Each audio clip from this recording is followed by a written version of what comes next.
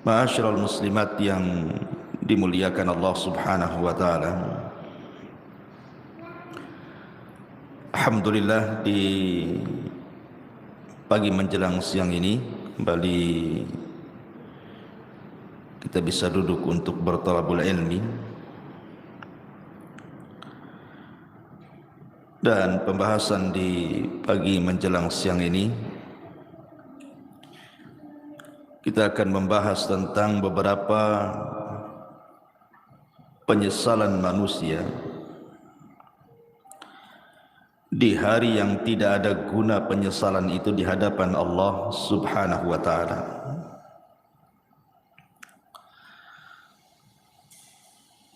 Ma'asyiral muslimat yang dimuliakan Allah Subhanahu wa taala, apa saja keinginan-keinginan manusia yang merupakan penyesalan dirinya dan tidak ada gunanya. Penyesalan itu tidak ada gunanya lagi.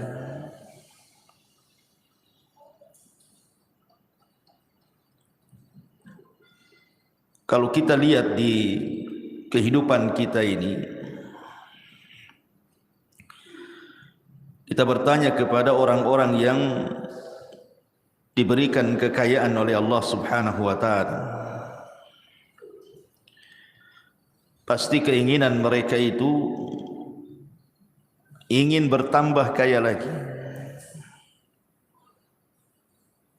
Karena biasanya orang-orang yang diberikan dunia itu, mereka tidak akan puas dengan dunia yang dimilikinya. Makanya Anas bin Malik radhiyallahu an mengatakan, menukilkan sabda Nabi sallallahu alaihi wasallam, "Lau anna libni Adam wadiyan min dhahab." Kalau seandainya anak Adam ini memiliki satu lembah semua emas, ahabba ayyakuna lahu wadiyan, pasti dia berkeinginan untuk menambah 2 lembah emas lagi. Walan yamla'a fahu illa turab wa yatubullahu ala man tab. Dan orang ini tidak akan puas mengejar cita-citanya untuk mengumpulkan dunia kecuali tanah yang menimbunnya. Kalau sudah ditimbun tanah, baru tahu, barulah dia menyesal. Ma'asyiral muslimat yang dimuliakan Allah Azza wa Jalla, setiap manusia itu pasti akan melewati padanya sakaratul maut. Tidak ada satupun manusia pasti akan melewati yang disebut dengan sakaratul maut. Karena Allah Subhanahu wa taala mengatakan, wajaat sakratul maut bil haqq dzalika ma kunta minhu tahid. Dan akan datang sakaratul maut, dan itu sebuah kebenaran. Itulah yang membuat manusia lari padanya. Apabila malaikat maut sudah dekat dengan kita, dan malaikat-malaikat pembantu malaikat maut ikut serta di dalamnya, yang disebut dengan rusulul maut, rasul-rasul kematian. Ketika malaikat maut mulai mencabut nyawa kita, maka dimulai dari ujung jari jemari setiap manusia. Kemudian ruh itu berjalan sedikit demi sedikit sampai di tenggorokan. Ketika nyawa di tenggorokan inilah, maknanya manusia sudah tidak akan selamat lagi. Hatta idza balagatit tarak wa qila man rah. Sampai ketika ruh itu sampai di tenggorokan manusia, tidak ada yang bisa meruqyah dia, mengembalikan ruh ke dalam jasadnya. Disitulah dia terbayang keinginan-keinginan, penyesalan-penyesalan yang tidak ada guna penyesalan itu. Apa saja penyesalan-penyesalan yang akan dirasakan saat detik orang sakaratul maut itu. Walaupun dia menjerit kepada Allah Subhanahu wa taala untuk dikembalikan ke dunia, melaksanakan penyesalan yang sudah ia tinggalkan, baik perkara yang harus dilaksanakan atau perkara yang harus ditinggalkan, percuma saja penyesalan kala itu. Inilah kita akan bahas beberapa penyesalan-penyesalan ketika orang berada fi firashil maut, tempat tidur kematian. Apa saja penyesalan-penyesalan itu? Ma'asyiral muslimat yang dimuliakan Allah Azza wa Jalla, kita harus bedakan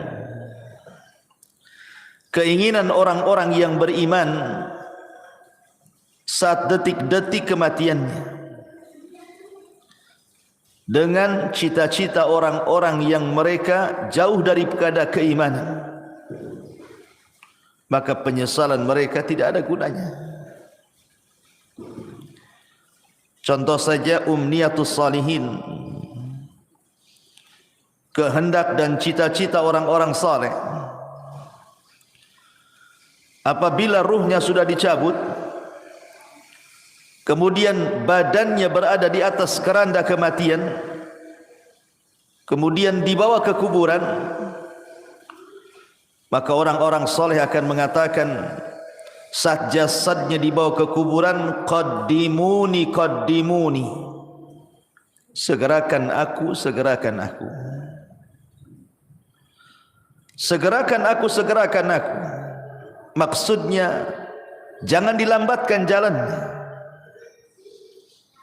supaya cepat dikubur, karena dia tahu di hadapan dia ada nikmat yang luar biasa.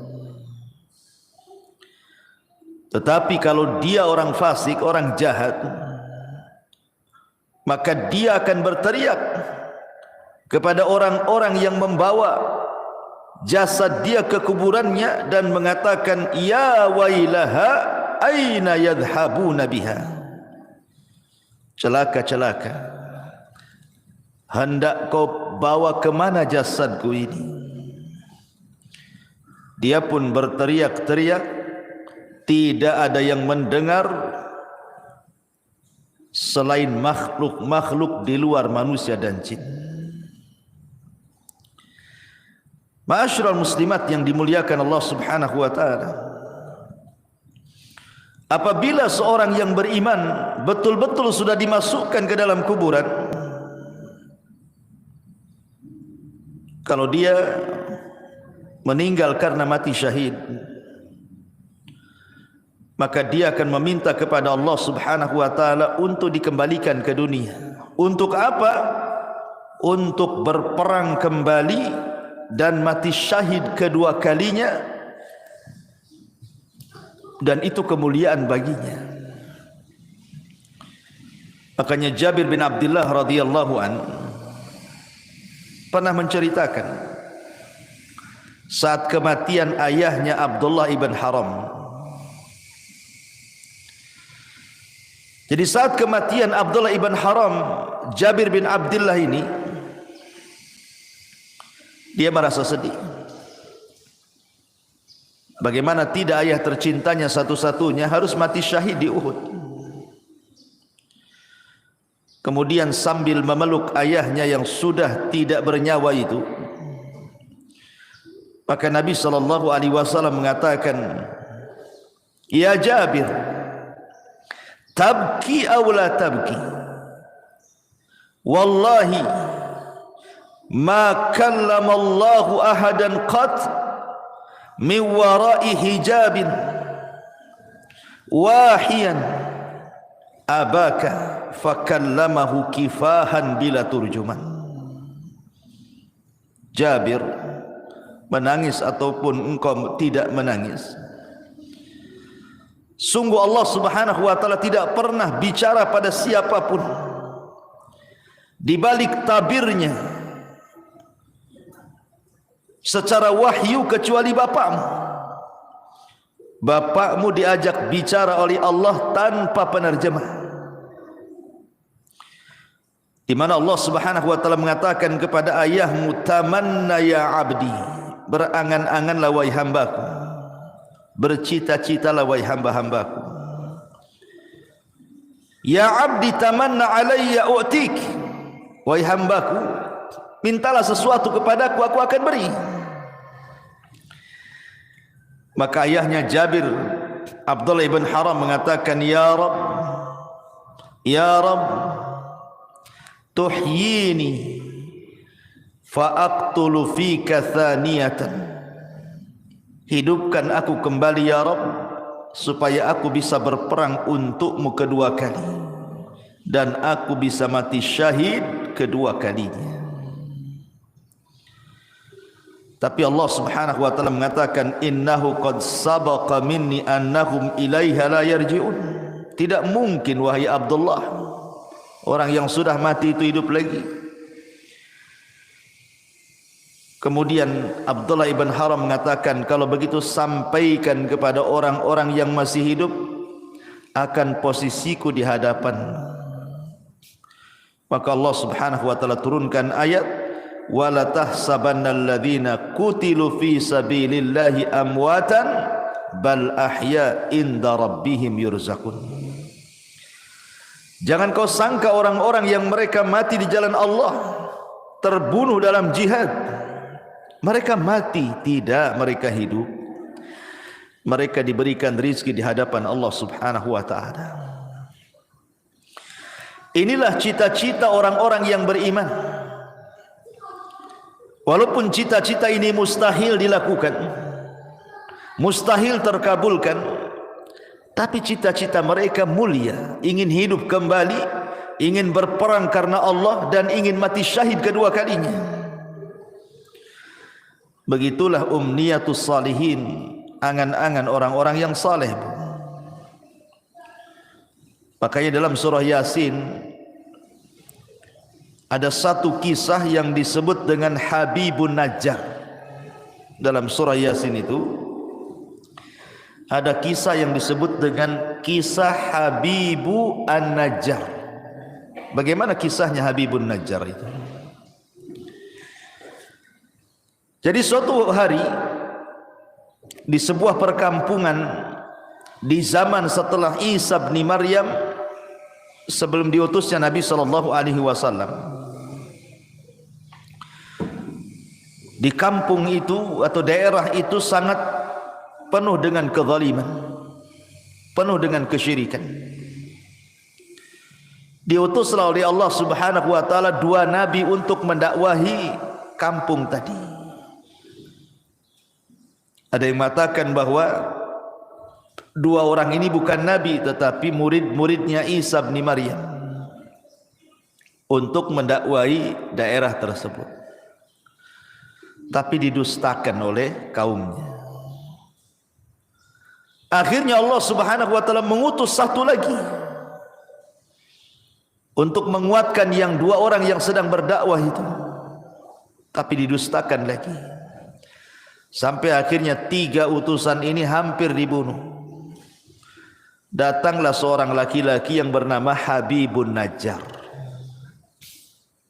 yang sudah beriman sebelumnya kepada tiga utusan ini, memperingatkan orang-orang yang menentang tiga utusan itu. Kemudian malah dia jadi sasaran pembunuhan. Niatnya membela para utusan, akhirnya dibunuh oleh orang kampung itu. Ketika dia mati, maka ruhnya diperlihatkan sorga dan kenikmatan-kenikmatan di dalamnya. Sampai Allah katakan, qila dkhulil jannah, masuklah kau Habibun Najjar ke dalam sorga. Qala, maka Habibun Najjar mengatakan, ya laita qaumi ya'lamun bima ghafara li rabbi wa ja'alani minal mukramin. Duhai kiranya kaumku tahu, duhai kiranya kaumku tahu dengan apa yang Allah berikan dari ampunannya kepadaku, dan dia telah menjadikan aku orang-orang mulia, tentu mereka tidak akan mendustakan para utusan itu, katanya. Itulah umniyatus salihin, cita-cita, keinginan-keinginan orang-orang soleh apabila sudah meninggal. Akan tetapi di sana ada yang disebut dengan umniyatut talihin, keinginan, cita-cita, penyesalan dari orang-orang yang tidak memiliki keimanan, orang fasik, orang jahat. Tetapi keinginan mereka hanyalah sebuah penyesalan, tidak ada guna. Apa saja itu? Pertama, mereka akan menyesal karena mereka meninggalkan sholat. Orang-orang yang sedang sakaratul maut ataupun orang-orang yang sudah mati, maka mereka akan menyesal kenapa ketika mereka masih sehat, masih hidup normal, mereka meninggalkan sholat.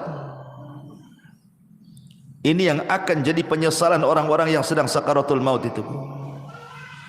Kenapa dulu aku meninggalkan sholat? Sampai-sampai disebutkan dalam hadis Abu Hurairah radhiyallahu anhu, suatu hari Nabi SAW lewat di sebuah kuburan. Kemudian Nabi bertanya, "Man sahibu hadal qabri?"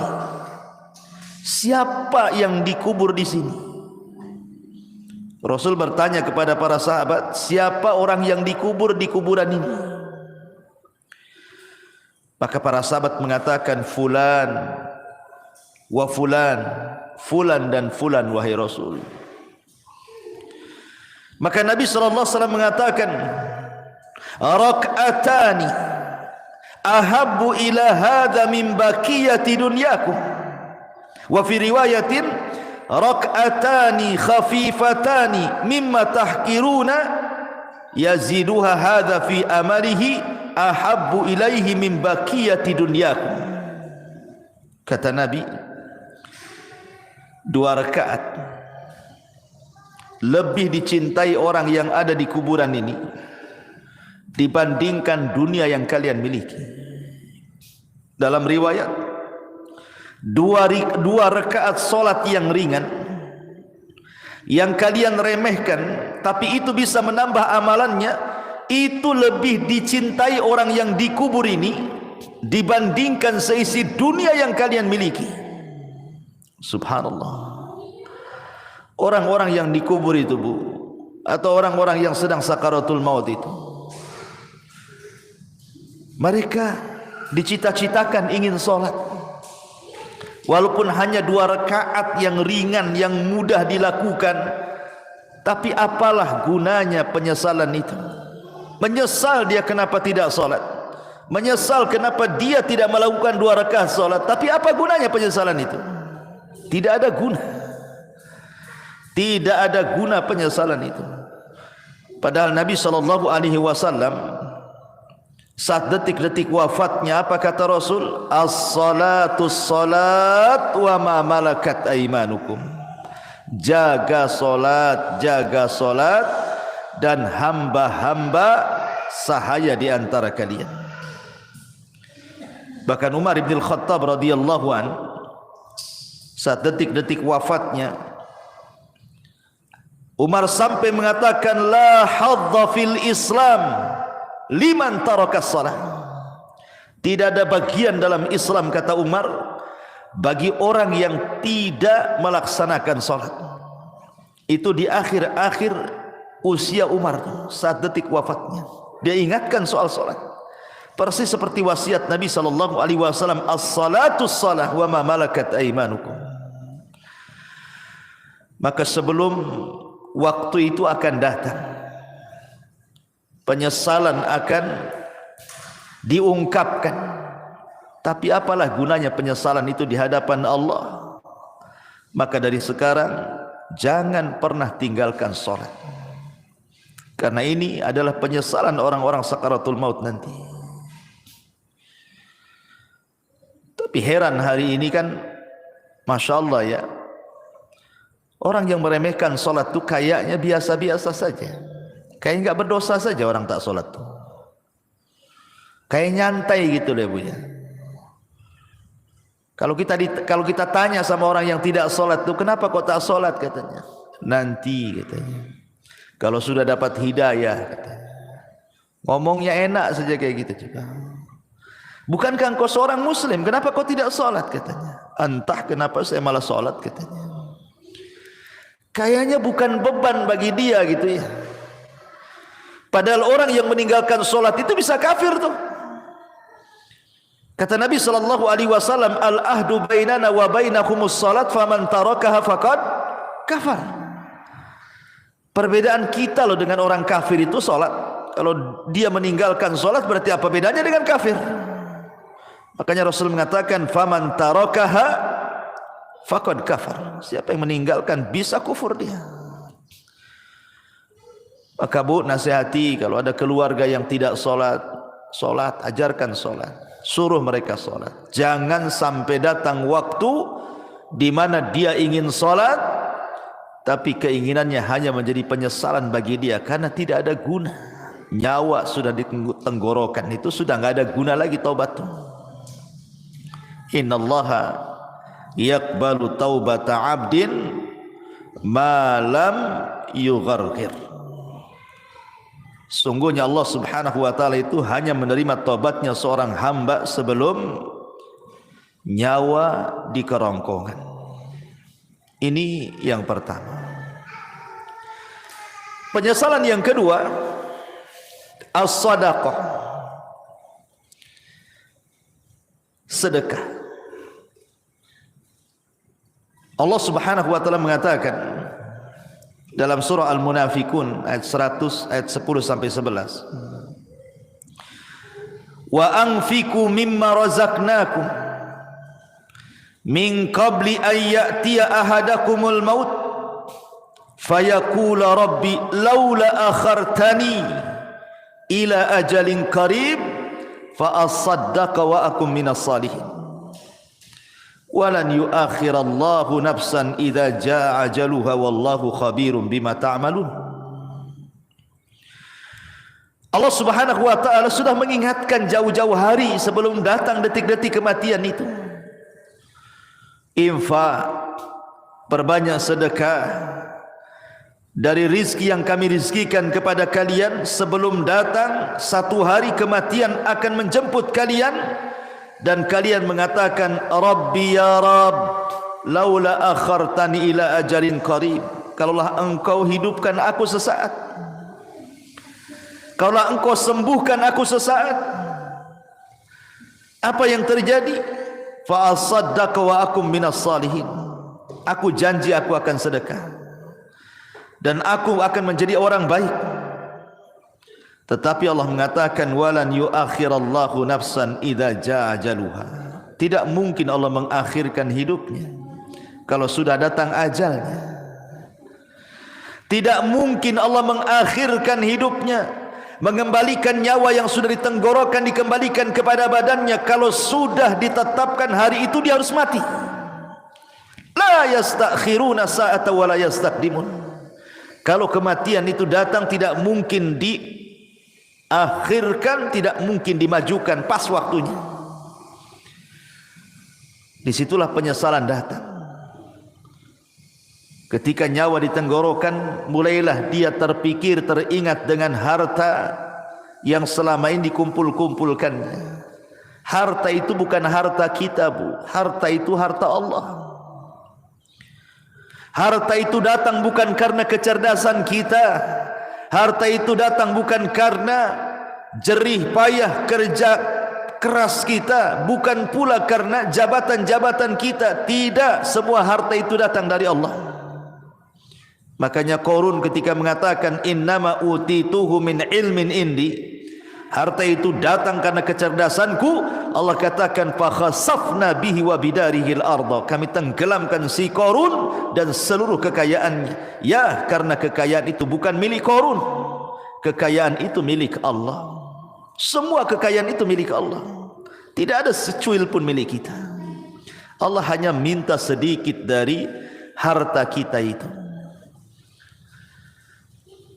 Allah tidak minta banyak seperti zakat. Allah hanya minta 2,5% dari 85 gram emas itu. Tidak banyak. Apalagi itu harta bukan harta kita, harta Allah. Tetapi karena manusia zuyyina linnasi minasyahwat, dihiasi syahwat-syahwat dunia inilah, akhirnya dia bakhil. Dia baru tahu setelah nyawa di tenggorokan, baru dia sadar, kenapa dulu aku tidak sedekah? Laula akhartani ila ajalin qarib fa asaddaqa wa akum minas salihin. Kenapa aku tidak sedekah ketika aku sehat? Maka bagi anda yang Allah subhanahu wa ta'ala limpahkan rizki yang luas, dengan mudah anda mencari rizki itu tanpa ada kesulitan. Itu nikmat yang besar yang Allah subhanahu wa ta'ala anugerahkan kepada anda. Banyak-banyaklah sedekah. Karena Rasul yang mengatakan, maluka ma akalta fa afnaita wa ma labista fa ablaita wa ma tasaddaqta fa abqaita. Hartamu, kata Rasul, yang kau makan pasti habis, yang kau pakai pasti usang, yang kau sedekahkan itulah yang bermanfaat untuk kematian. Karena apabila seseorang meninggal dunia, Bu, nyawa sudah dicabut oleh Allah. Yang pertama terpisah dari badan ibu itu adalah harta. Yang pertama terpisah dari badan ibu adalah harta. Pertama orang mati ini dicabut nyawanya, yang pertama berpisah hartanya. Tidak ada hubung kait dia dengan harta lagi. Bahkan sekaya apapun orang yang meninggal itu tetap saja sama keluarganya dibelikan kain kafan yang harganya murah, Bu. Bukan karena dia orang kaya kafannya mahal, tidak. Kafannya pun tetap itu juga yang sangat murah, tidak berharga tuh. Karena pertama kali dia meninggal, yang terpisah dari hidup dia itulah hartanya dulu. Baru kemudian dibawa di atas keranda, diiringi dengan keluarganya, kemudian dimasukkan ke liang lahat, kemudian dikubur di situ sama keluarganya, kemudian keluarganya pulang, barulah dia terpisah dengan keluarganya. Tapi yang pertama terpisah dari badannya adalah hartanya. Di saat itulah dia menyesal dan mengatakan, laula akhartani ila ajalin qarib fa asaddaqa wa akum minas salihin. Ya Rabb, kalaulah engkau akhirkan kehidupanku sesaat, tidak apa-apa. Aku akan sedekahkan tuh harta-hartaku tuh, dan aku akan termasuk orang yang baik. Tetapi apakah umniyatut talihin ini, cita-cita orang-orang yang seperti ini bermanfaat bagi dia? Tidak ada guna.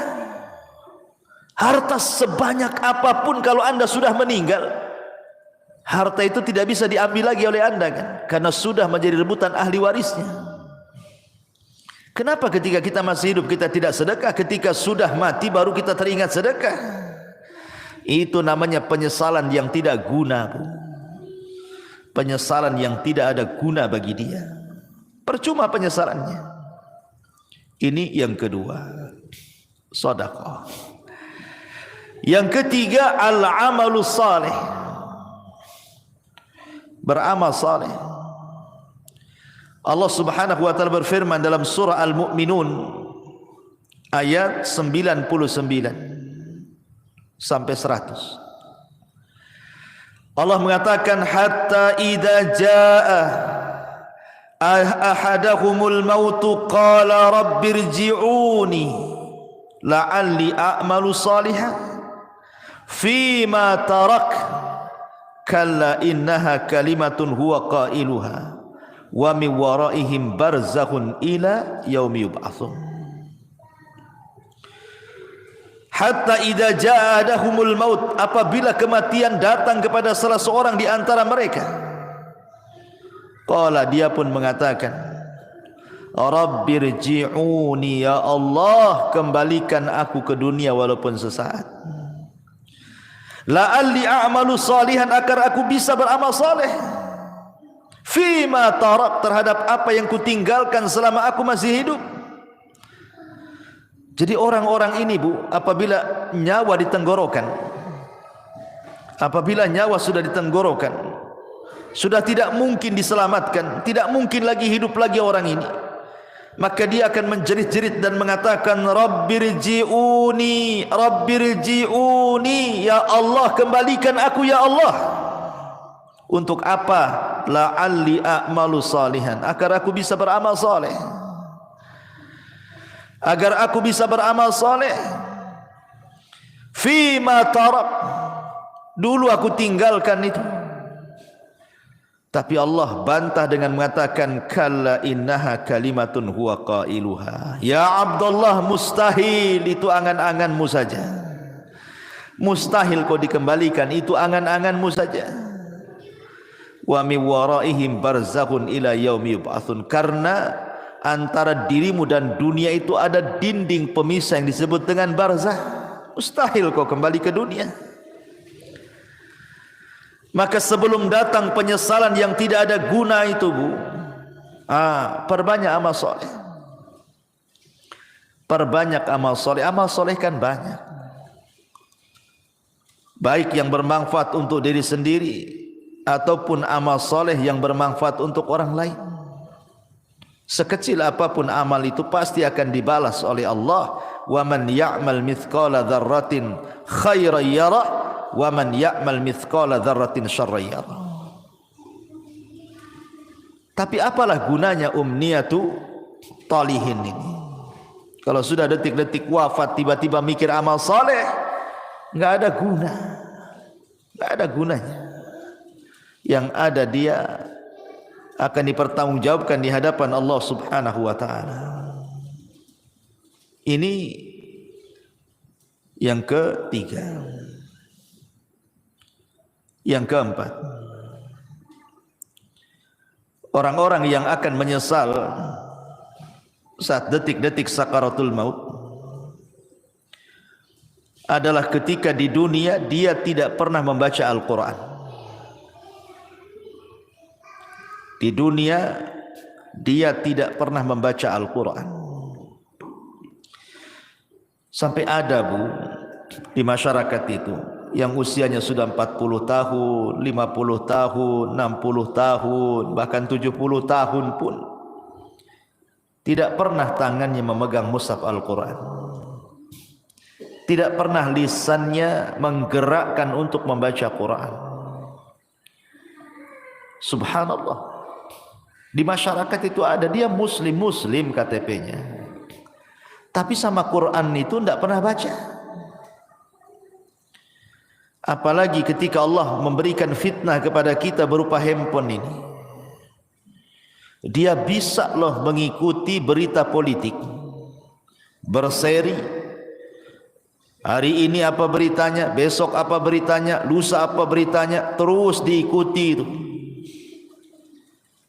Orang berkasus disidangkan di pengadilan, kita tidak ada hubungan kerabat dengan dia Bu, diikuti kasusnya. Cemana sidang hari ini, cemana sidang besok, cemana sidang lusa, padahal nggak ada manfaatnya untuk kita tuh. Ibu bukan saudara dia, dia pun bukan saudara ibu. Sibuklah ibu cerita tentang persidangan dia, disibukkan hari-hari. Belum lagi yang nonton kuliner tuh, diikutilah itu. Apa nih hari ini dia masak apa nih, besok masak apa, lusa masak apa gitu. Atau artis tertentu yang suka mamer-mamerkan kekayaan itu Bu, diikutilah blognya itu, jadi subscribe-nya lagi, langganan dia. Wah ini baru ngupload nih si aktris ini. Apalah gunanya ibu dengan artis itu? Nggak ada guna kan? Manfaatnya apa? Dia yang kaya, ibu yang dalam ludah yang nengok di handphone itu kan, nggak ada guna tuh. Ngapain ngikut-ngikut kayak gitu itu? Coba kalau nggak ditonton artis itu, bangkrut juga dia. Jangan ditonton, nggak akan dia dapat duit juga. Karena itu sama kan, kalau kita nonton kan habis pulsa kita, itu sama kita ngasih uang sama orang kaya itu. Ibu sudah miskin, artis ini kaya, nonton program dia. Uang kita habis di pulsa, dia pula dapat duit. Akalnya di mana coba? Hilang akalnya orang tuh. Hari-hari kok bisa dia ngikutin tuh ya? Padahal yang ditontonkan kepada kita itu tidak ada guna dunia akhirat tuh. Tidak menambah kekayaan kita, ya tidak menambah pahala kita. Yang ditonton dia sedang pamer-pamer rumah, pamer-pamer kendaraan, pamer-pamer jalan-jalan, pamer-pamer anaknya, pamer-pamer istrinya, suaminya. Na'udzubillah, thumma na'udzubillah. Ittaqillah, bertakwa kepada Allah, bertakwa, takut kepada Allah. Masih ada program yang manfaat di handphone itu. Bisa kita dengarkan mengaji, murotal, ustadz-ustadz ceramah. Adalah manfaat itu. Kalaulah tidak manfaat dunia, manfaatlah untuk akhirat. Ya. Sekarang tidak ada alasan orang tidak mengaji itu, karena sekarang handphone sudah di tangan masalahnya, dan aplikasi Quran ada di dalamnya. Kalau dulu orang nenteng-nenteng mushaf itu mungkin malu. Kalau nenteng mushaf kemudian ibu ya sambil ke arisan bawa mushaf gitu ya, mushaf gede itu bukan? Pasti kata orang arisan, ibu ini salah tempat, musola sebelah sana bu katanya. Lah kok bilang musola sebelah sana katanya? Karena ibu nenteng mushaf, disangkanya mau yasinan. Tapi kalau sekarang ini kan nenteng-nenteng handphone ini nggak ada orang malu. Justru kalau ndak punya handphone malu pula dia. Lalu apa alasan kita nanti di hadapan Allah kalau Allah bertanya, kenapa ibu tak baca Quran? Kemudian ibu jawab bagaimana? Mushafnya di masjid ya Rabb katanya. Mushafnya ketinggalan di rumah. Lah itu mushaf ada di tangan loh sekarang. Karena setiap handphone itu ada aplikasi Quran. Tidak ada alasan untuk tidak baca Quran. Dan itu akan ditanya di hadapan Allah subhanahu wa ta'ala. Wa qala ar-rasul ya Rabbi inna qaumi ittakhidhu hadzal qur'ana mahjura. Wa qala ar-rasul, akan berkata Rasul kelak pada hari kiamat di hadapan Allah melaporkan akan umatnya, Rabbi inna qaumi ya Rabb, sesungguhnya kaumku ittakhadhu hadzal qur'ana mahjura. Sepeninggalku mereka sedikit demi sedikit meninggalkan Al-Quran, meninggalkan untuk memegangnya, meninggalkan untuk membacanya, meninggalkan untuk merenungkannya, meninggalkan untuk mempelajari tafsirnya, meninggalkan untuk mengamalkannya, bahkan melanggar isi-isinya. Mahjur. Ini akan datang suatu hari penyesalan, Bu. Ketika detik-detik nyawa di tenggorokan, maka orang akan teringat dengan Al-Quran. Karena salah satu pertanyaan itu juga Quran itu. Wa ma imamu, siapa pimpinanmu itu? Ikut siapa kamu ini? Jawabannya Quran. Jangan sampai detik-detik penyesalan itu datang dan tidak ada guna. Saat ruh sudah di tenggorokan, tiba-tiba kita berpikir dengan Quran, apa gunanya lagi? Anda sudah tidak bisa baca Quran, Anda saja dibacakan Quran. Orang yang detik-detik wafat itu kan sibuk tuh orang-orang baca Quran. Anda saja ditalkinkan tidak bisa ngomong, macam mana mau baca Quran? Apa nunggu kita tidak bisa menyebut kalimat kecuali la ilaha illallah baru terpikir ingin baca Quran? La ilaha illallah. Jangan. Ini akan jadi penyesalan yang tidak ada guna nanti. Dari sekarang kalau ada waktu baca Quran. Baca Quran. Ya. Ma'asyiral muslimat yang dimuliakan Allah subhanahu wa ta'ala. Kemudian yang berikutnya penyesalan yang akan datang adalah dia akan menyesal kenapa di dunia dia tidak berkawan dengan kawan-kawan yang saleh. Karena di dunia ini kan orang terkadang menghabiskan waktu dengan kawan-kawan yang tidak ada manfaat untuk akhirat. Kita lihat para pengusaha, orang-orang kaya itu, ya kawannya sesama pengusaha kan. Kalau orang miskin ya sama orang miskin lah kawannya kan. Pengusaha tak mau juga berkawan sama ibu pula. Ya. Biasanya kan begitu kan. Kawan itu kan seprofesi itu. Pamannya olahraga lah kan itu. Kalau pemain bola ya pasti berkawan dengan pemain bola. Nah mungkin lah pemain bola berkawan dengan bulu tangkis, gak nyambung tuh. Lah terkadang, subhanallah, kadang-kadang ya kita tidak hendak membicarakan lain-lain, ini hanya sekedar nasihat saja ya. Kadang ada orang tuh bergelut dengan dunia olahraga. Anggaplah dia mungkin timnas gitu ya. Hari-hari main bola saja tuh. Pagi latihan bola, siang latihan bola, sore latihan bola. Kawannya dengan orang-orang bola itu saja tuh. Besoknya gitu lagi, besoknya gitu lagi. Terkadang di antara mereka ada yang meninggalkan sholat, bahkan tidak sholat, bahkan mungkin kawannya orang kafir yang jelas-jelas kafir kan gitu. Olahraga itu tidak diharamkan, bahkan boleh jadi itu sebuah hal yang dianjurkan untuk kesehatan. Tapi kalau itu menjadi tujuan hidup, 1 hari, 2 hari, 1 bulan, 2 bulan, 1 tahun, 3 tahun, sampai habis waktunya hanya untuk memikirkan bola saja, ini akan jadi penyesalan. Akan jadi penyesalan. Orang-orang kaya yang berbisnis hanya hubungannya dengan orang kaya saja. Setiap ketemu bicara bisnis, setiap nelpon bicara bisnis. Pokoknya di otaknya bisnis, bisnis, bisnis, bisnis. Tidak ada diluangkan waktu untuk ibadah, itu tidak ada. Dari mulai dia muda sampai dia tua, itu aja kawannya. Tidak mau dia berkawan dengan orang soleh, dengan ustaz, dengan kiai, dengan ajengan, dengan teman-teman yang rajin ke masjid. Tidak ada. Hanya disibukkan, dilalaikan dengan dunia saja. Atau hari ini mungkin kawannya handphone lah, seperti yang saya sudah contohkan tadi. Disibukkan dengan nengok blog artis, terus itu aja ditonton. Sibuk komen-komen sana sini. Ini akan jadi penyesalan Bu pada hari kiamat. Bahkan dia akan meminta kepada Allah Subhanahu wa taala,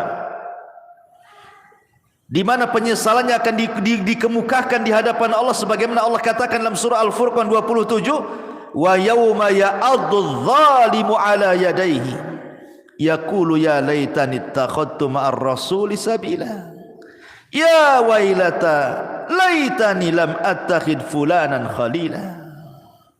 Pada hari di mana orang zalim menggigit jarinya dan mengatakan, duhai celaka, kenapa ketika aku masih sehat di dunia aku tidak mengambil Rasul sebagai kawan? Duhai celaka, celaka aku, kenapa aku tidak menjadikan si fulan itu kawanku? Makanya Hasan Al-Basri mengatakan, istaghfiru min sahibikumus salih fa innahu yanfa'ukum yaumal qiyamah.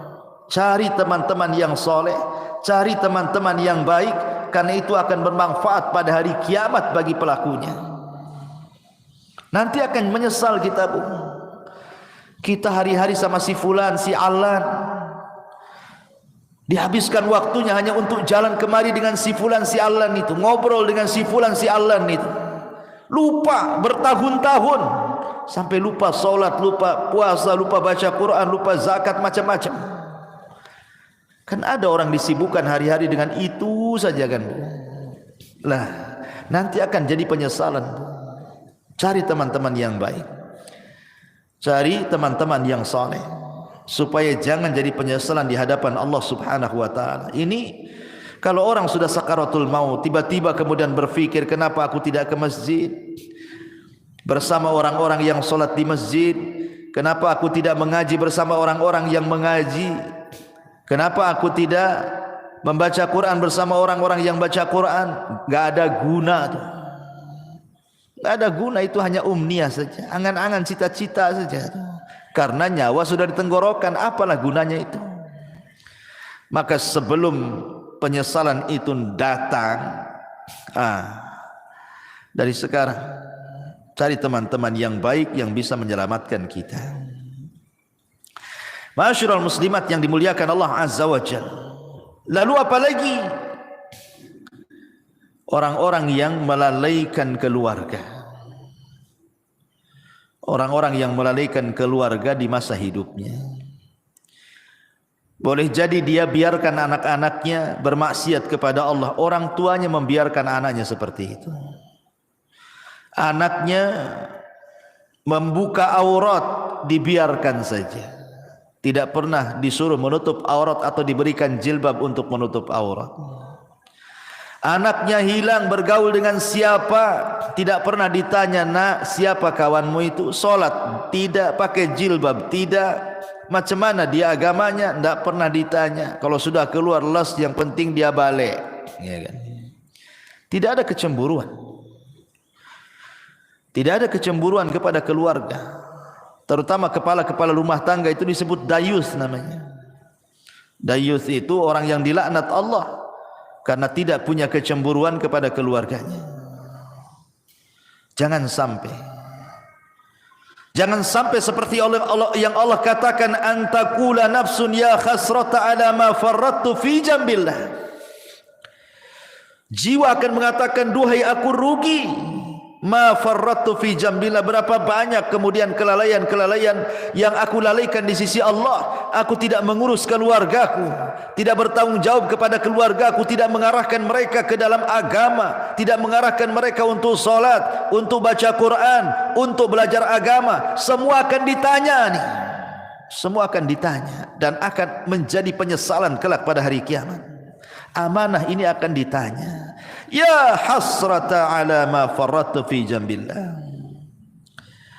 Ma'asyiral muslimat yang dimuliakan Allah Subhanahu wa taala. Maka sebelum itu terjadi, arahkanlah orang-orang tua, ibu-ibu, supaya anak-anak itu menjadi anak yang soleh dan solehah. Karena itu manfaatnya untuk kita masalahnya. Apabila ibu sudah meninggal, siapa yang mendoakan itu kalau bukan anak-anak? Ibu sudah tidak bisa beramal di kuburan itu. Ibu hanya menanti doa anak-anak yang mengatakan, Rabbighfirli wali walidai. Ya Allah, ampuni aku dan kedua orang tuaku. Itulah harapan kita ketika masuk kuburan itu, adalah transfer doa-doa ampun dari anak-anak kita. Dan itu tidak mungkin dilakukan anak kecuali kita yang mendidik anak itu dari kecil sampai dia menjadi anak soleh dan soleh, baru dia akan doakan orang tuanya. Dan ini akan jadi penyesalan, kenapa dulu saya tidak didik anak saya. Pernah saya ceritakan kan sama ibu, bu, saya itu waktu di Kijang, Tanjung Pinang sana, saya disuruh untuk memandikan jenazah. Ustaz, bisa enggak mandiin jenazah? Bisa, ada waktu insyaallah. Jadi saya datanglah ke rumahnya, saya mandikan jenazah, saya juga kafani bapak yang meninggal itu, kemudian saya solatkan. Ketika jenazah itu dari rumah hendak diangkat ke musola, karena dekat musolahnya dari rumahnya itu. Kan biasa, bu, kalau ada orang meninggal kan depan rumah pasti sudah dipasang terop, kursi-kursi sama RT di situ itu. Jadi setelah kemudian jenazah itu di masjid, coba saya tanya, mana keluarganya, mana keluarganya? Biar dia di saf pertama mau saya bimbing supaya dia mendoakan orang tuanya, karena kan doa yang paling mustajab itu doa ketika sholat jenazah kan, bagi si mayat itu. Dan itu doa terakhir anaknya kan gitu. Habis itu tidak akan melihat lagi kekanak-kanakan dikubur. Jadi saya panggil lah, mana anaknya? Jadi orang-orang mengatakan, tuh anaknya tuh sedang duduk-duduk di kursi itu, di terop, di bawah terop tuh katanya. Jadi saya bilang, suruhlah mereka nyolati bapaknya tuh. Itu terakhir kali lah saya mau ngomong. Tapi dipanggil-panggil, bu, anaknya nggak ada yang mau sholat, nggak ada yang mau nyolati bapaknya, asli rokokan aja di situ. Sempat saya ngelus dada, subhanallah, ada anak yang durhaka kayak gini kan. Itu bapaknya terakhir mati, bu. Anaknya bukan satu orang, ada 5 orang. Semua duduk-duduk di situ. Rokokan itu. Dipanggil-panggil, dia bilang, sudah disolatkan aja katanya. Disolatkan aja katanya. Tidak mau dia menyolat itu. Ada apa dia dengan bapaknya? Tapi dengan peristiwa ini, kita lihat kan, ini yang salah mesti bapaknya nih, ketika dia masih hidup. Tidak mungkinlah kalau seandainya bapaknya itu baik mendidik anak-anaknya itu. Kok anak-anaknya nggak mau nyalati dia gitu kan? Mesti ada dendam ke anak-anaknya ini. Ini saya saksikan, Bu. Apa menunggu seperti ini gitu ya kan? Orang tua ketika meninggal menyolatkan saja anaknya tidak mau gitu kan? Nauzubillah. Ini penyesalan yang tidak ada guna orang seperti ini. Karena kalau sudah besar anak itu bisa melawan orang tuanya. Betapa banyak orang-orang tua yang sakit hati kemudian bercita-cita, nak kalau kau tahu durhaka kepadaku di dewasa ini, sudah kecekik kau di masa bayi biar mati. Banyak tuh orang tua itu yang menghendaki kematian anaknya karena kurang ajar dia. Kan di masyarakat kan banyak yang seperti ini, Bu. Ya, jadi janganlah kemudian sampai datang pada waktunya tiba-tiba kita menyesal. Ketika nyawa di tenggorokan dia menyesal kenapa dulu dia tidak mendidik keluarganya, tidak mengarahkannya, tidak menasihatinya, tidak menjadikan mereka anak-anak yang saleh dan salehah. Umniyatut talihin. Yang seperti ini umniyatut talihin, bukan umniyatus salihin namanya. Angan-angannya orang-orang jahat, percuma, enggak ada guna. Ya. Maka inilah perkara-perkara, Bu. Jangan sampai seseorang itu di detik-detik wafatnya banyak hal yang dicita-citakan tetapi tidak mungkin terlaksana dan tercapai karena sudah tidak ada lagi hubungan antara kehidupan dunia. Kita sudah masuk alam barzah, masalahnya alam kematian, ada barzah di situ pemisah. Dan kalau orang sudah masuk kubur itu tidak mungkin sholat, puasa, zakat, haji, tak mungkin. Dia sedang sibuk dipertanggungjawabkan di hadapan Allah semua amalannya. Sedang ditanya man rabbuka wa man nabiyuka wa madinuk. Sehingga disitulah banyak orang yang menyesal. Wallahu a'lam bishawab. Inilah perkara-perkara yang akan menjadi bahan penyesalan bagi orang-orang saat detik-detik wafat ataupun setelah kematian. Wallahu a'lam, mudah-mudahan yang sedikit ini ada manfaatnya, Bu. Nah, silakan kalau ada yang mau bertanya, tafadhal. Iya. Apa tanggung jawab anak tatkala ada orang tua kita yang tidak bisa membaca Al-Quran? Sementara mereka giat menyuruh anaknya belajar membaca Al-Quran supaya tidak seperti mereka. Apa yang harus dilakukan anak apabila orang tuanya tidak bisa baca Quran tapi orang tuanya nyuruh-nyuruh baca Quran gitu? Iya. Kiat anak tetap menasihati orang tua. Orang tua tetap harus baca Quran. Setua apapun ibu, tetap harus baca Quran. Baca Quran itu tidak terbatasi waktu dan usia. Justru makin tua, makin rajin baca Quran harusnya. Ustadz, ibu saya tak bisa baca Quran. Macam mana tuh? Tapi dia nyuruh-nyuruh saya untuk belajar Quran. Ambil positifnya. Dia kan sudah nyuruh baca Quran, berarti itu positif tuh. Jangan ambil negatifnya. Ah, ngapain ibu aja nggak baca Quran, saya ikut-ikut lah kan gitu. Ambil positifnya. Kemudian yang kedua, nasihati ibunya. Nasihati ibunya. Jangan pernah malu untuk membaca Quran. Ustaz, saya tidak bisa baca Quran, datangkan orang yang mengajarkan Quran. Lebih baik ibu keluar uang untuk membayar orang baca Quran atau datang ke tempat-tempat belajar Quran yang gratis, kan ada tuh. Sampai di Batu Haji itu kan umat-umat di sana, masya Allah luar biasa.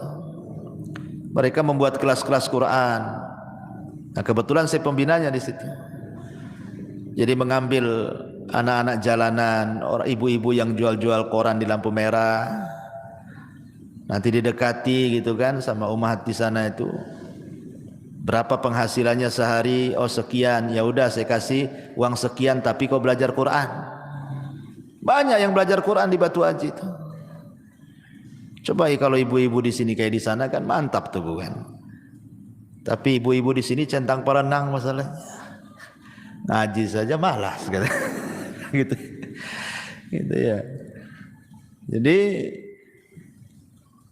jangan malu datang, atau kalau punya duit nih cari orang yang bisa mengajarkan Iqra dulu kan itu kan. Sekarang kan Masya Allah ya, nikmat Allah itu Allah mudahkan dari segi apa? Banyak penemuan-penemuan, metode-metode yang dulu baca Quran itu jadi momok orang itu. Susah untuk bisa baca Quran. Zaman saya kecil mungkin ibu ngalami lah. Kita kalau belajar Quran itu pakai turutan kan, Bu ya kan? Pakai turutan juz amma tuh. Lama 2-3 tahun tuh enggak bisa baca Quran tuh. Masih susah gitu mau nyebut itu ya. Mau tajwidnya apalagi itu susah, enggak lancar itu 2-3 tahun itu. Tapi sekarang lo ada metode ditemukan 24 jam dia bisa mampu untuk mengenal huruf-huruf hijaiyah. Ditemukan metode tuh. Metode 3 hari bisa baca Quran, metode 10 hari bisa baca Quran. Allah mudahkan loh semuanya. Dengan ditemukan metode-metode mudah. Lah sekarang sudah ditemukan metode-metode mudah, kok enggak mau belajar Quran?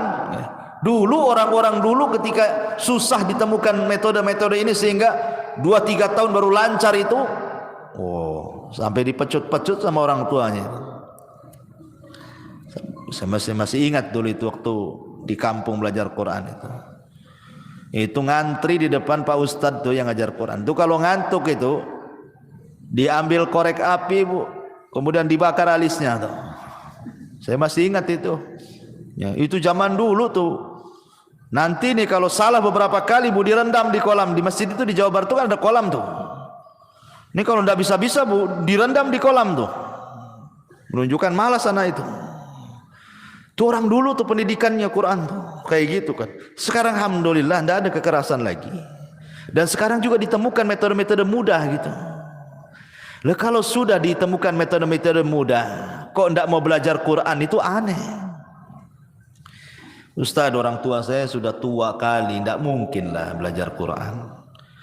Sakit-sakitan. Ya sudahlah, kalau memang mustahil dia didengarkan Quran sajalah. Dengarkan murotal. Kalau tidak mau belajar Quran, dengarkan Quran. Nah itulah terakhir. Apalagi ya. Wallahu a'lam.